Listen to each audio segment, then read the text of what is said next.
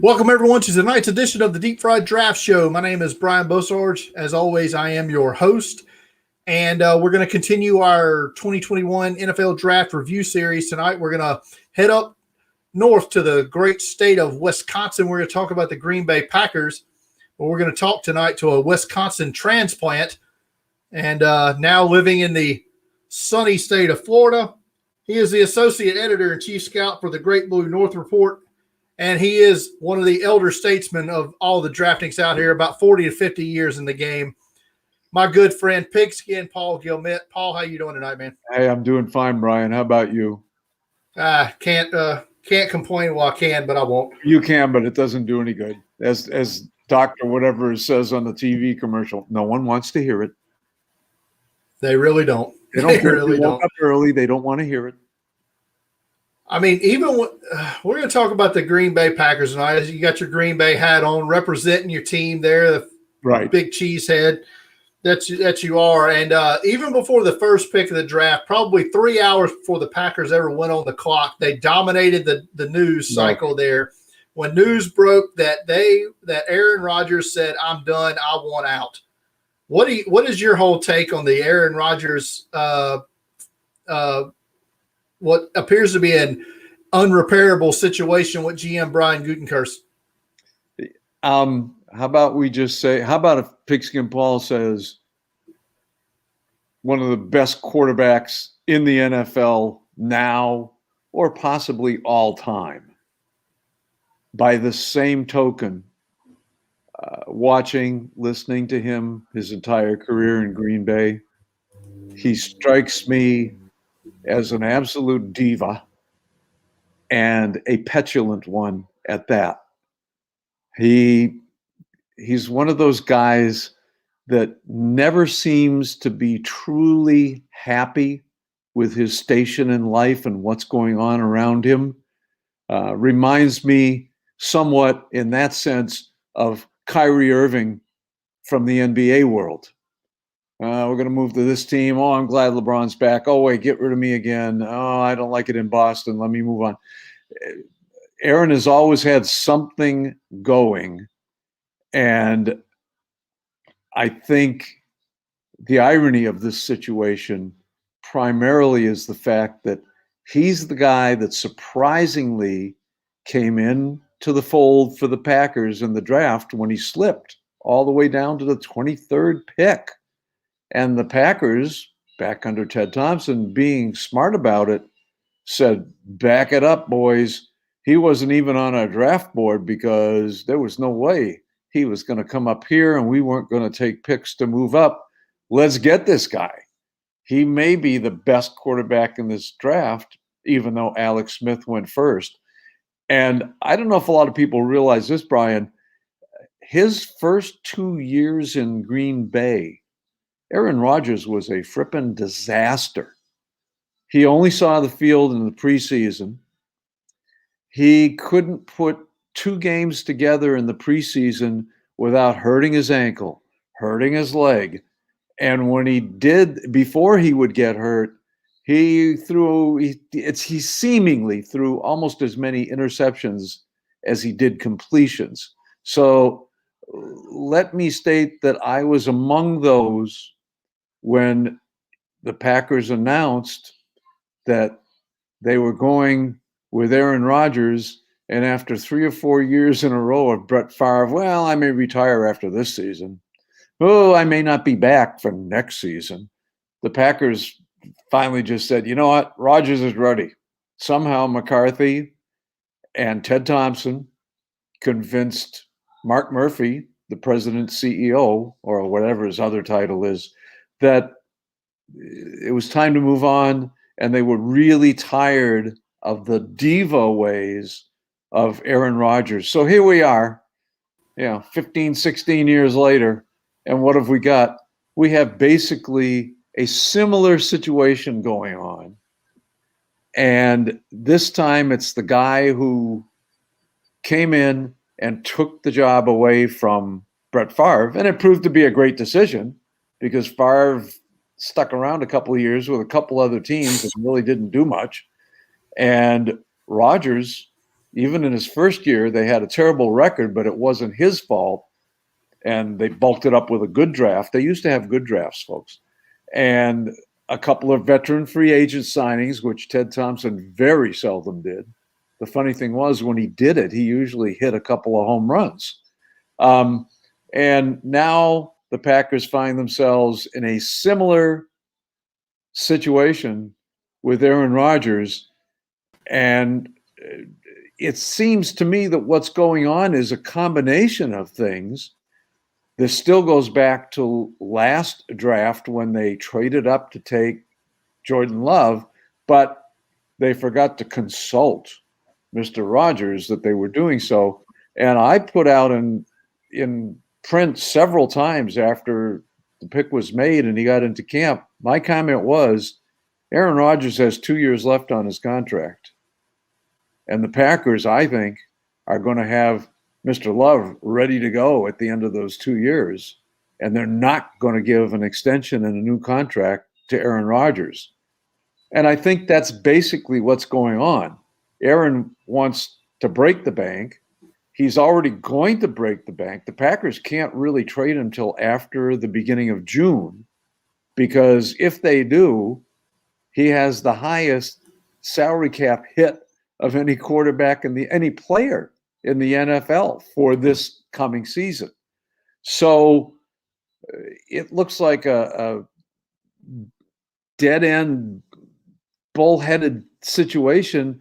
And I think what complicates it, quite frankly, is I hope the folks at Jeopardy decide really soon if they are going to sign Aaron Rodgers or somebody else. And I'm hearing it's someone else, because I think the other thing is Aaron would love to get back to the West Coast. His new girlfriend is a Hollywood person. She's an actress. She's a producer, she's a producer and director of some TV stuff. I think he wants to get in on the Hollywood action of the West Coast. So maybe Denver's in play.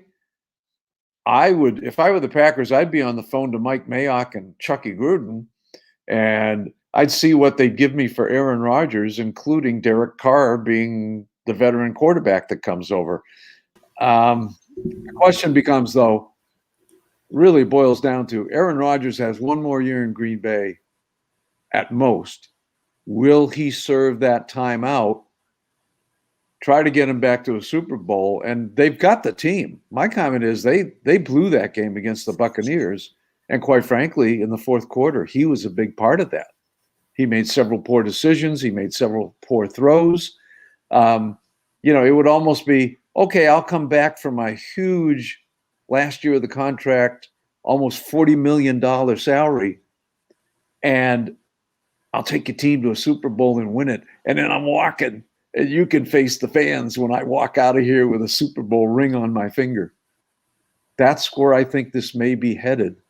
But between now and, based on his personality and his past history, in my opinion, between now and the opening of training camp, this is just going to go on and get uglier and uglier. Because you notice, to the press, to the media, to the public, Aaron Rodgers hasn't said a darn thing about this yet.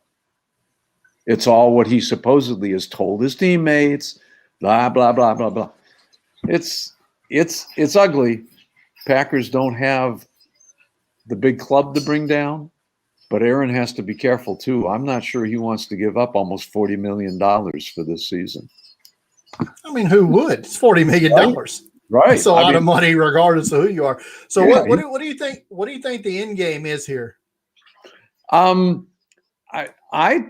believe, like I said, I think one of the end games may be that they just decide they're better off, live it out with him. If they can get him to come in, live it out with him, and just be prepared that next season the party starts all over with with a new star at the helm. And the good side will be they aren't going to, if they can get him to come back for the last year and pay him, they won't have to worry about getting totally screwed financially by Aaron Rodgers or any other quarterback. And then they go out and they try to, if they don't think Love is ready, you get a temporary hit. I think Gardner Minshew is going to be available from Jacksonville, and I don't think he's going to cost even a first-round pick. He shouldn't. That or maybe one of these trades will actually develop. I think the Packers could do worse than the rumored one with the Broncos sending Teddy Bridgewater to the Packers along with another player, and then he gave him the next 2 number 1s and a number 2 and, break the bank. The only downside to that is, which we'll talk about shortly, I have not been inspired by the drafting efforts and acumen of the Green Bay Packers since Ted Thompson started to show the effects of the disease that eventually took him out. Yeah, that's a good transition here because I think part of the problem that Aaron Rodgers had was maybe not just taking Jordan Love in the first round, but their entire 2020 draft class, they got jack squat out of anybody. Their biggest contributor last year was the 35 carries that they got from AJ Dillon. That and the 5 games in the middle of the season that they got from Kamal Martin at linebacker. He was hurt the first month and a half, and then he got hurt again. So they got 4 or 5 games out of him. Because of the situations, you didn't even see Jordan Love in the preseason last year because there was no preseason. There was no preseason. Joseph DeGara, fullback, H-back, tight end, whatever. You got nothing out of him. 39 snaps, Brian. 39 snaps, and then he was gone.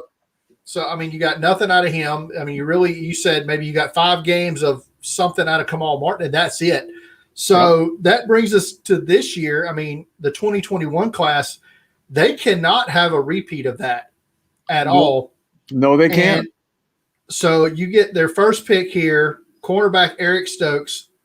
I thought this was a little high, 29. I'd heard him going in the first round, a lot of mocks, but to me this was a little high for me. But they have to view him as a replacement for Kevin King, right? Exactly. They gave Kevin King one more inexpensive 1-year contract, and I think the rationale for them was, we know he's gone. Besides the fact that he's not a great player, the other fact is he lacks that number 1 ability that many coaches believe in, that availability. Kevin King has been in and out of that lineup every year that he has been with the Packers, 4 seasons.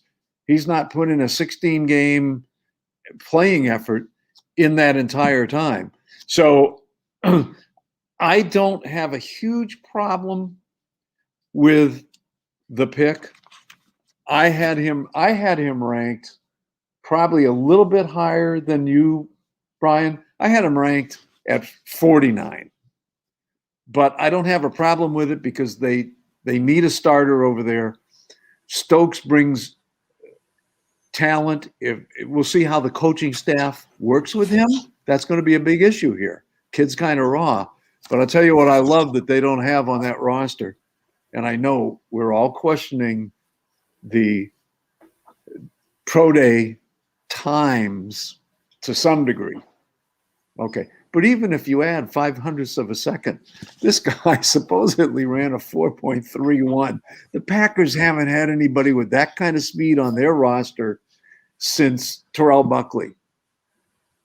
And Stokes, I think, has the size. He's 6 feet tall, 195 or so. I think he's got a very good chance to take Mr. King's job away from him fairly early. And if a couple other guys, they drafted another cornerback later from Appalachian State who had a good reputation as a nickelback and a ball hawk, they might find themselves in a situation where I don't think it would cost them much to cut Kevin King right in the middle of the season and move on from there. So I thought he was okay. I truly believe if they had had some interest from teams wanting to move back into the first round, I think they would have entertained that, but I don't think anybody was really excited. And, you know, the only guy that I thought was really worth trading up for, most teams wouldn't, and that was Javonte Williams, the running back from North Carolina. So I don't think they were able to move out of that spot. I think Josh Myers is an okay pick. He was on everybody's top 100 list. They did lose Corey Linsley in free agency to the Chargers, which, by the way, Brian, this happens all the time, but when it's your particular team, and folks, the reason is because I lived in Wisconsin for 40 years. They wore me down, and I became a Packer fan. But I find it interesting that once the Chargers signed Linsley and made him the highest paid center at the time in the league, all of a sudden, he's the best center in the league. I've heard that so many times. I didn't hear that ever when he played for the Packers. Did you? I didn't hear anybody saying, oh, Linsley should be in the Pro Bowl, not that guy. He's the best center in the NFL. I hate that when guys sign contracts, change teams, and then all of a sudden they're future Hall of Famers. But I think Myers can. I don't know that he will. Hopefully he'll get the shot because I think they would rather not move Elgton Jenkins from guard to center. I mean, he really showed well as a rookie. He played well again last year. I think he ranked as their highest rated efficiency offensive lineman. Why do you want to move the guy if you don't have to? I think they'll give Myers a shot. I think he'll have a shot to get that job. So not a bad pick. Let's put it this way. He's got more talent coming into the situation than Corey Linsley had or showed in college. So Linsley from Ohio State worked out pretty darn good for them in the 5th round, I believe. Why not take a chance on Myers in round 2? And I personally loved the trade up to get their hands on Amari Rodgers. Hold on, we'll get to that in just a second. Okay. I want to go back to Eric Stokes. One last thing. His teammate Tyson Campbell was the first pick in the 2nd round to Jacksonville. Who did you like better there? Him? I like Stokes. Campbell? You like Stokes better than Campbell? I like Stokes better. Campbell had, and the reason I say that is Stokes can get to the ball. Campbell had 1 interception in his career at Georgia. 1. It was a great secondary. I think quarterbacks have difficulty deciding who they should throw at, quite frankly, from week to week. But no, I had Stokes ranked at least 10 positions higher than Campbell, and I was glad he was the guy. I think he's going to be 6-7 year starter, and they can afford to keep him for 5 years at least. I think, unfortunately we have to keep talking about those kinds of things in this day and age in the NFL.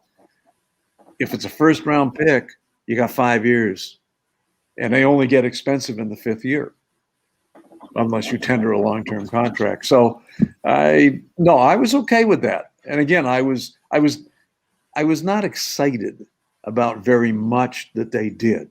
Okay. I didn't get up from my chair and yeehaw, wahoo. It was better than last year though. And I hate to pick on the guy, but when Josiah DeGuara is in your top 100 picks, oh man, I'm sorry. I get it. I know what they were trying to do. They were eliminating the fullback from the roster by grabbing an H-back kind of guy. And he was showing some versatility for those 39 snaps or so.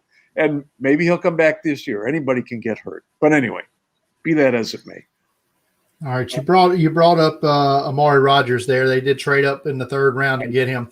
I really liked him. We saw the kind of technician he was down there at the Senior Bowl running the routes. Is he like they're going to be their slot guy? Is he going to be their Randall Cobb now? Absolutely.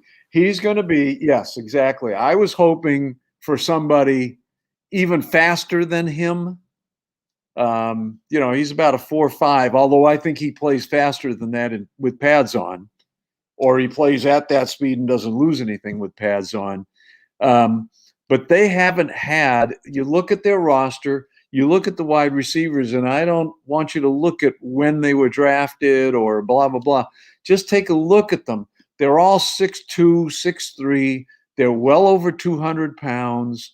I think Devontae Adams is the smallest guy when you look at Alan Lazard and you look at Marquez Valdez-Scantling.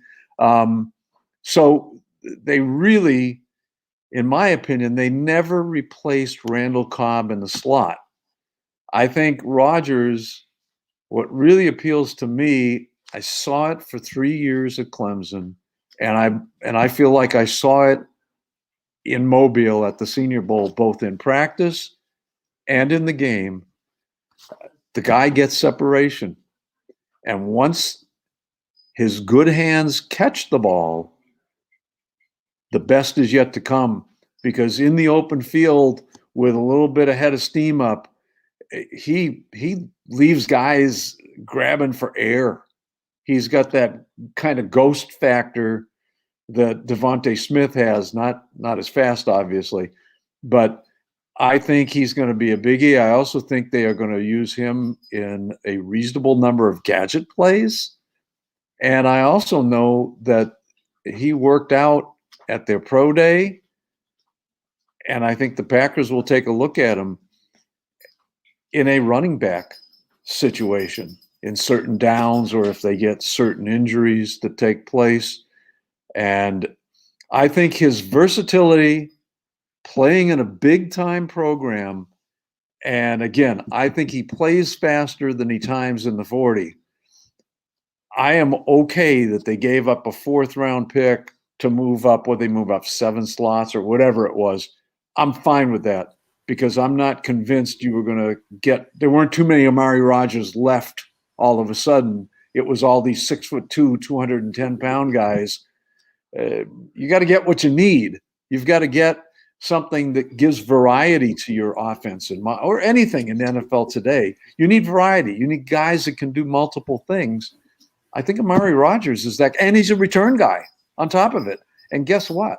The Packers have been abysmal on special teams, both in the return game and in coverage units.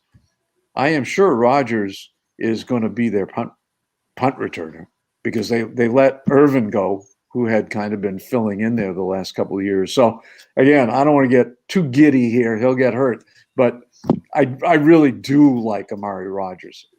I really do. Where did you have him ranked, Brian? I want to say he was just outside of my top 100. Okay. His pro day kind of brought him down a little bit for me. Yeah. The numbers hurt him.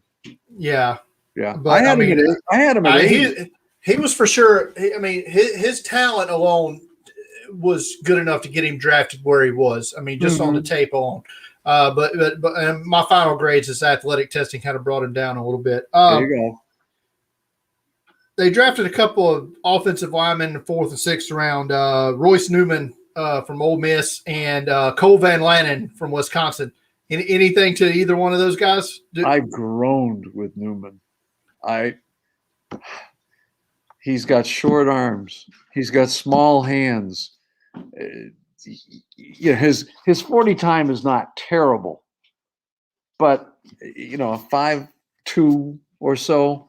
But when I watched before we made contact today, Brian, I sat down for a half an hour and I watched the first quarter and a half of my Senior Bowl recording, and he doesn't have the strength. I don't think Newman's game translates in the least to an NFL career. You know what the Packers said about him when they drafted him? Same kind of thing that Mike Tomlin said about Trey Norwood when the Steelers picked him up in round 6, I believe it was, or maybe it was even 7. And the Packers were touting Newman's versatility. And my comment to that is, yes, he can play all along that offensive line, and he's not good no matter where you put him. I don't think he's going to make the team.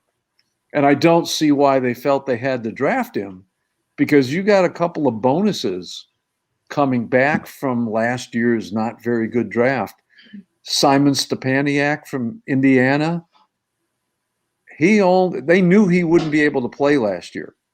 He had to take a red shirt because he had a knee injury late in Indiana's season.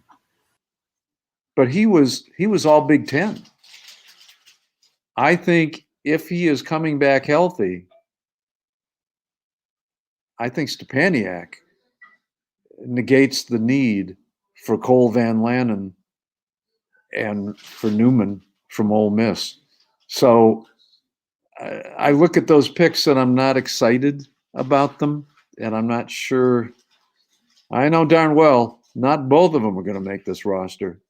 And I think if Newman makes the roster, you're going to hear old Pigskin tweeting out to you and the other guys in our little Twitter group, moaning every time that they put him in the game, and he's going to get his butt kicked in the NFL. Sorry. Like I said, think of something nice to say. I agree. He's versatile. In the Senior Bowl, because they had so many injuries, that's the squad that brought in Morrissey from his performance camp Friday for Saturday's game.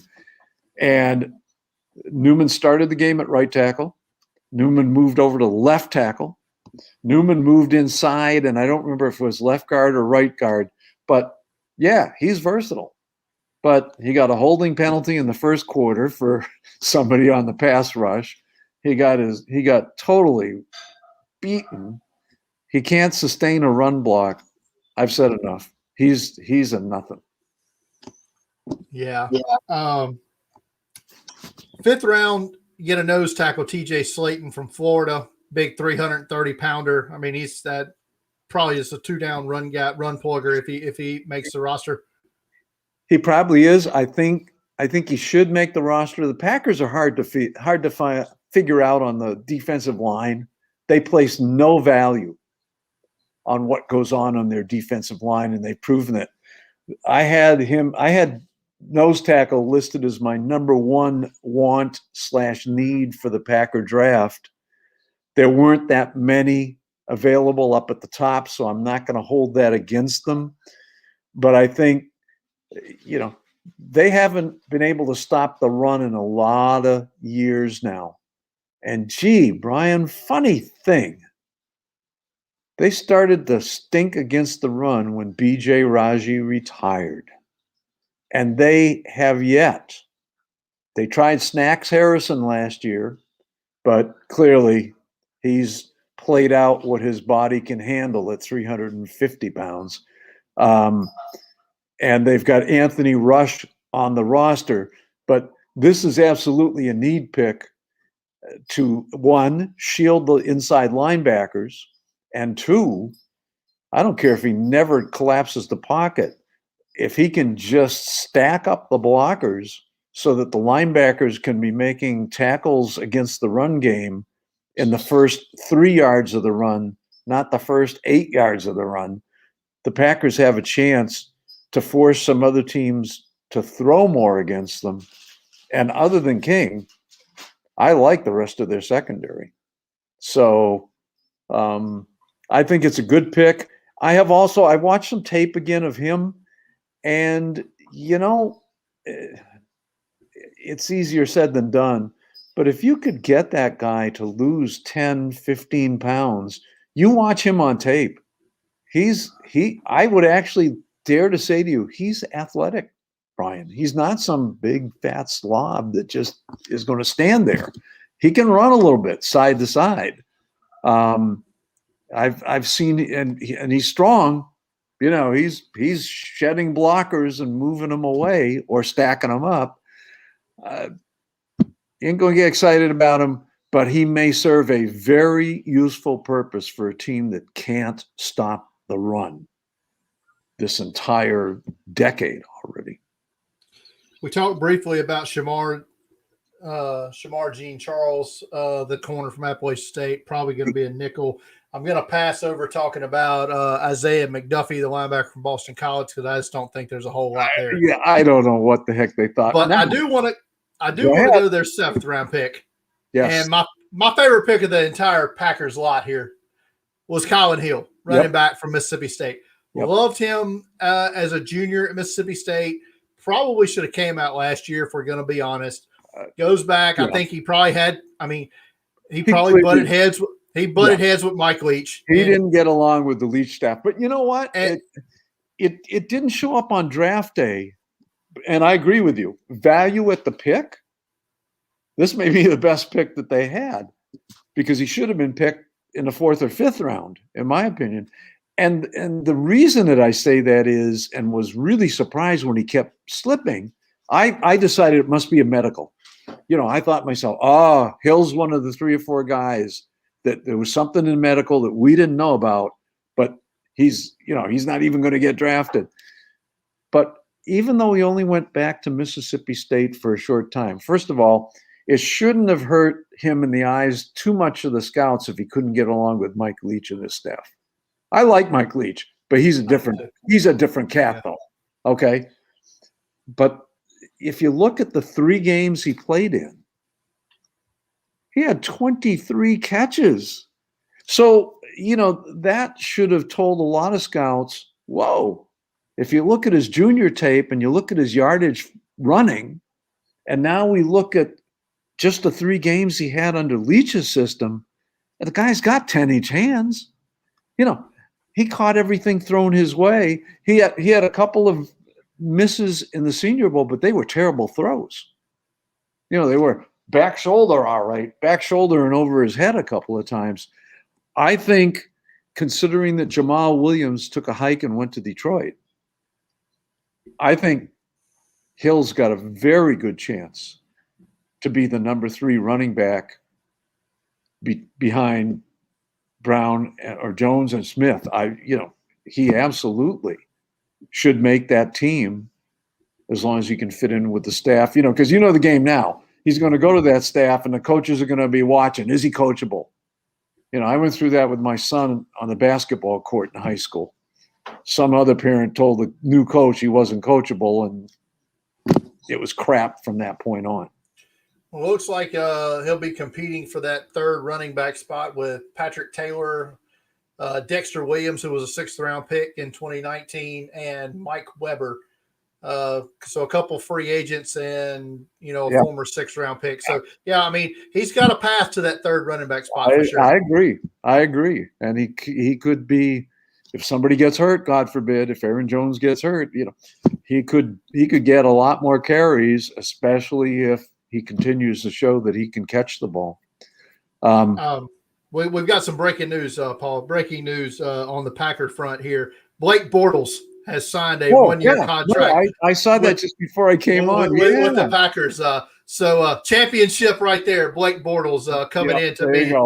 There you go. I mean, it kind of makes sense because there was only 2 quarterbacks on the roster. They had to do something. Yeah.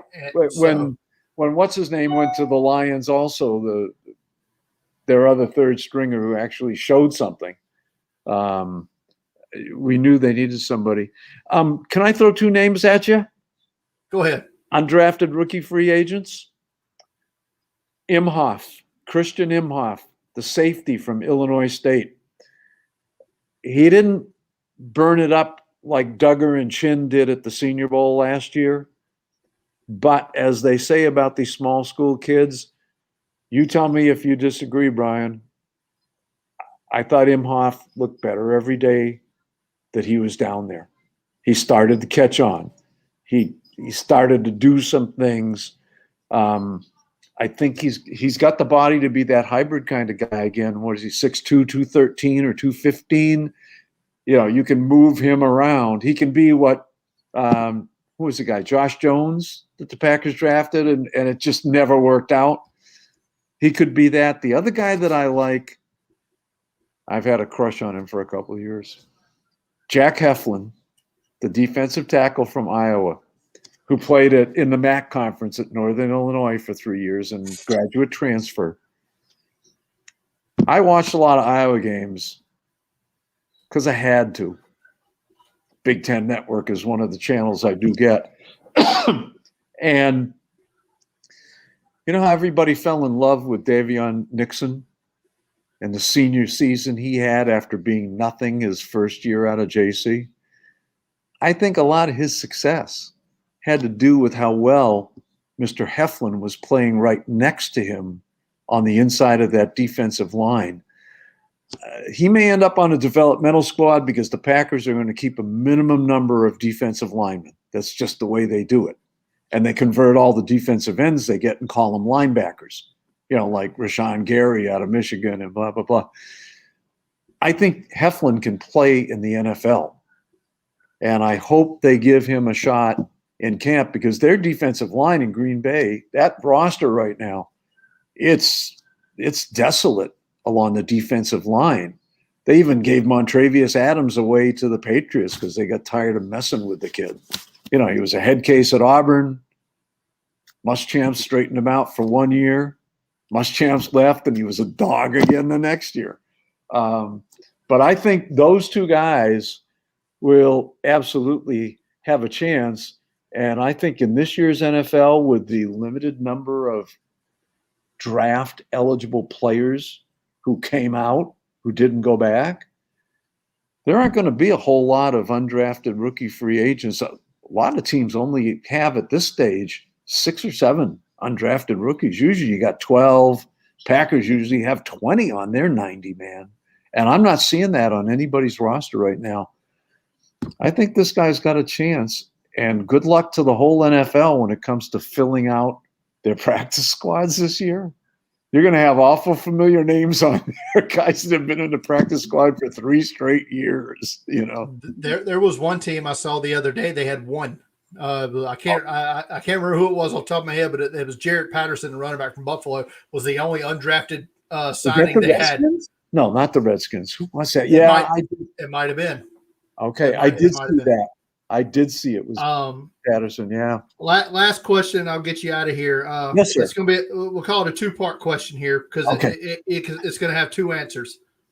I'll make it into a 3-part. End of the season. What's your prediction for the Packers? Give me one with Aaron Rodgers, one without. One without. Okay. I think if he comes back, I think he's too competitive to lay down. I really believe that. Plus, he'll be playing for a new contract someplace else. So we're talking big bucks here again. So if Aaron Rodgers comes back, the chip on his shoulder this time will be record size for Mr. Petulant Diva. And I think they at least get to the NFC Championship game again. And maybe if a couple of other guys break out, and between this year's draft class and last year's, it didn't do much for them at all last year, maybe coming up, maybe they do well. Without Aaron Rodgers, if he just sits out, see, it's a 3-part for me, Brian. If he just sits out, they're just going to stink and they'll get a high draft pick. And if he decides to sit out, watch the press, watch the wires after June 1st.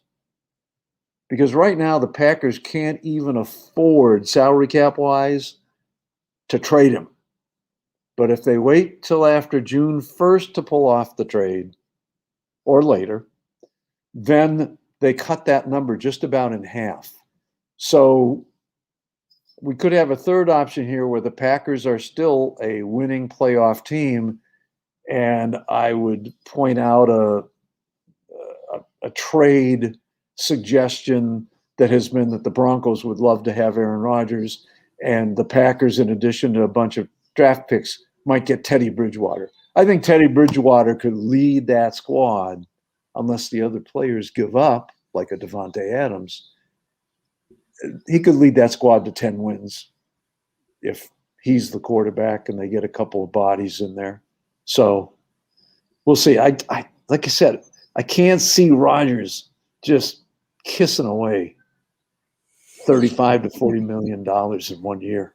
Unless he gets the Jeopardy gig, then, well, but it doesn't matter. I got news for you. Then it's don't pay that kind of money, okay? Oh, it does. Well, no. Trebek was making that kind of money. Yeah, you don't think that Aaron Rodgers? You don't think Aaron Rodgers ain't getting $30 million to work 68 days? Oh, nope, yeah, not right away. Besides that, I don't think he's going to get it.